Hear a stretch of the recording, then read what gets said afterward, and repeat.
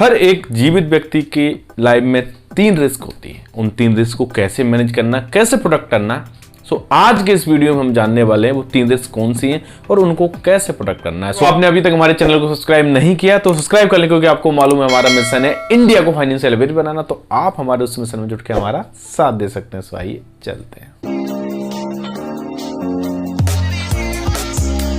नमस्कार दोस्तों, मैं हूं शैलेंद्र और स्वागत है आपका मार्केट मिस्ट्री चैनल में। जैसा कि हम बात कर रहे थे कि हर एक जीवित व्यक्ति की लाइफ में 3 रिस्क होती हैं।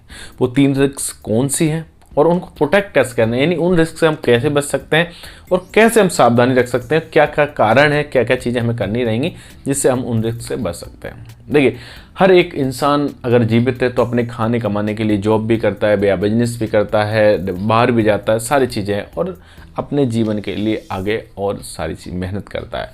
लेकिन इन सारी चीज़ें करते हुए उसके जीवन में कुछ रिस्क रहती हैं। तो उन रिस्क को कैसे हम प्रोटेक्ट करें, कैसे हम कवर करें जिससे हमें आने वाले समय में परेशानी ना हो, तो आज के इस वीडियो में हम पूरा जानने वाले हैं। तो वीडियो के अंत तक बने रहें, पूरा देखें, स्किप ना करें, कहीं आपसे कुछ इंपॉर्टेंट छूट ना जाए। वीडियो पसंद आए तो लाइक जरूर करिए। तो हम बात करते हैं वो 3 ऐसी रिस्क जो हर एक व्यक्ति के जीवन में होती हैं। तो वो कौन सी रिस्क है और उनसे कैसे बचा सकता है। तो सबसे पहले इसमें रिस्क की हम बात करेंगे। पहले नंबर पे अर्ली डेथ। देखिए, क्या होता है कि समय से पहले मृत्यु हो जाना।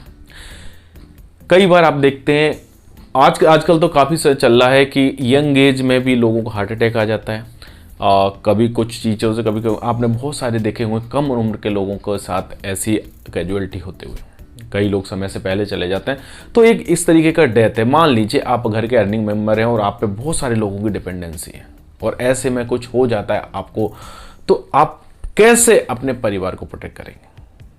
तो इसके लिए बहुत ज़्यादा ज़रूरी है कि हमें उस रिस्क को कवर करना कि अगर आप ना रहें फिर भी आपके परिवार पे कोई परेशानी नहीं आए।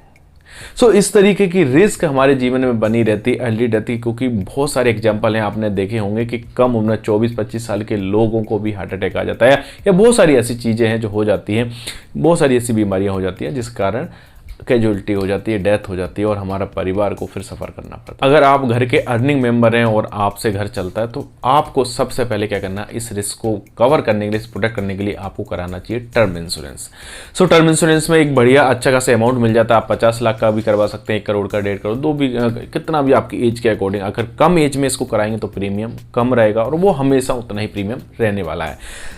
तो इसमें क्या रहेगा, अगर आप मान लो 50 लाख का भी करवाते हैं या 1 करोड़ करवाते हैं तो आपके ना रहने के बाद वो 1 करोड़ रुपए आपकी फैमिली को मिल जाएगा, जिससे आपके ना रहने के बाद भी आपके फैमिली के खर्चे या और उनकी जरूरत की जो चीज़ें वो सुविधा मिल। अब हम इसमें अपने दूसरे नंबर की रिस्क की बात करते हैं, इलनेस, हैंडीकैप्ड।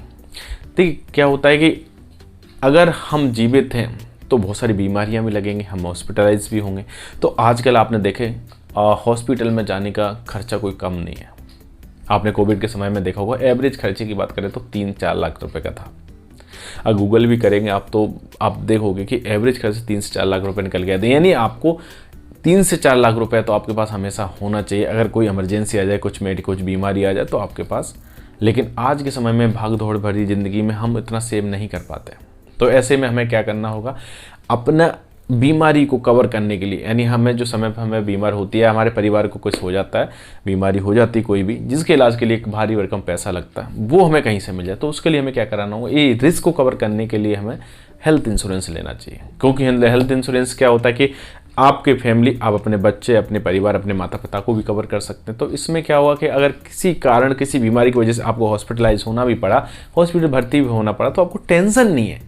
0 डेप्थ में आपको सारे इलाज मिलेंगे, सारी चीज़ें मिलेंगी, तो आपकी जेब से 1 रुपया भी नहीं लगेगा और ऐसे में आप अपने परिवार को प्रोटेक्ट कर सकते हैं और अपने आप को प्रोटेक्ट कर सकते हैं। इसमें बहुत सारे तरीके के हेल्थ इंश्योरेंस होते हैं। आप अपनी एज के अकॉर्डिंग कम प्रीमियम पे और अच्छे फायदे वाले आप इंश्योरेंस ले सकते हैं जो आपको कवर कर। जैसे हमने दूसरे बात करी थी कि हैंडीकैप्ड के, तो क्या होता है, कई बार हम जा रहे होते हैं, मार्केट में भी जा रहे होते हैं, ऑफिस जा रहे होते हैं, या कहीं भी एक्सीडेंट हो सकता है, कैजुअलिटी हो सकती है, हैंडीकैप हो सकते हैं, पार्सली फुली डिसेबल हो सकते हैं। तो ऐसे में अगर हमारे अर्निंग मेंबर है, जैसे कि हम पहले बात कर रहे थे, तो ऐसे में हमारे घर का पैसा, हमारे घर का खर्चा कौन चलाएगा। तो ऐसे में आपको पर्सनल एक्सीडेंट कवर लेना चाहिए। पर्सनल एक्सीडेंट कवर आपको वो सारी चीज़ें देता है जो आपको दूसरे इंश्योरेंस में नहीं मिलते। इसमें क्या होता है कि अगर आप हैंडीकैप्ड होते हैं या पार्सली या फुली, तो उसके हिसाब से आपके परिवार को पैसा मिलता है, और आप बेड रेस्ट होते हैं तो उसमें भी आपको उतने महीने का सैलरी मिल जाता है।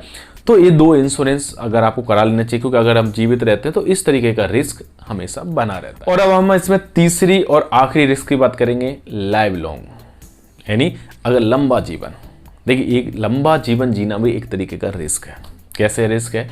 अगर हम लंबा जीवन जिएंगे तो हमें खाने पीने की चीज़ें चाहिए रहेंगी, हमें ज़रूरत की चीज़ें लगेंगी और हमें पैसा चाहिए रहेगा उन चीज़ों को खरीदने के लिए। अगर हम लंबा जीते हैं तो हमें अपने भोजन के इंतजाम के लिए हमें राशन खरीदना पड़ेगा, अपने बाकी कन्वेंस के लिए अपने बहुत सारी चीज़ें खरीदनी पड़ेंगी, जैसे कार हुआ, बाइक हुआ, घर हुआ, और साथ ही साथ आगे चल के जीवन यापन करने के लिए हमें पैसे की ज़रूरत तो पड़ती है। तो वो सारी चीज़ें भी हमें चाहिए रहेगी। तो उसके लिए हमें क्या करना रहेगा, ये भी एक तरीके का रिस्क है, इसको भी प्रोटेक्ट करना ज़रूरी है। मान लीजिए हम 60 साल, 80 साल, 90 साल तक पहुंच गए, अब 50, 55 साल, 60 साल के बाद तो काम नहीं करेंगे, तो ऐसे में हमारे पास पैसे कहाँ से आएंगे जीवन यापन करने के लिए, यानी हमें अपना जीवन जीने के लिए। तो लाइव लॉन्ग यानी लंबा जीवन भी हमारे लिए एक रिस्क है। तो इसको कवर करने के लिए आपको इन्वेस्टमेंट करनी चाहिए। और इन्वेस्टमेंट कहाँ करनी चाहिए? अगर आप फाइनेंस मार्केट का नॉलेज रखते हैं तो डायरेक्ट मार्केट में भी कर सकते हैं, लेकिन अगर आप फाइनेंस मार्केट का नॉलेज नहीं रखते हैं और आपको समय भी नहीं मिलता उतना पढ़ने के लिए, तो सबसे अच्छा तरीका है आप SIP कर सकते हैं। सिस्टमेटिक इन्वेस्टमेंट प्लान बहुत अच्छी चीज़ है। यहाँ आपको देखना भी नहीं है, सिर्फ अपने मोबाइल पे अपना फंड को चेक करना है। यहाँ पे फंड आपके हाईली क्वालिफाइड फंड मैनेजर आपको फंड को मैनेज करते हैं, यानी आपको पैसे को मैनेज करते हैं, तो यहाँ पे रिस्क काफ़ी कम हो जाती है। साथ ही साथ अब लमसम पैसा है आपके पास तो म्यूचुअल फंड में आप डाल के एक बार में आप अच्छे रिटर्न ले सकते हैं। सो ये बहुत ज़्यादा ज़रूरी है इन्वेस्टमेंट। आप कोई भी तरीका हो इन्वेस्टमेंट का, आप इन्वेस्टमेंट जरूर करना चाहिए अपनी लॉन्ग लाइफ के लिए, जिससे आपकी ये रिस्क कवर हो सके और आपके पास रिटायरमेंट के बाद एक बड़ा फंड हो जिससे आपके आगे के जीवन आसानी से चल सके।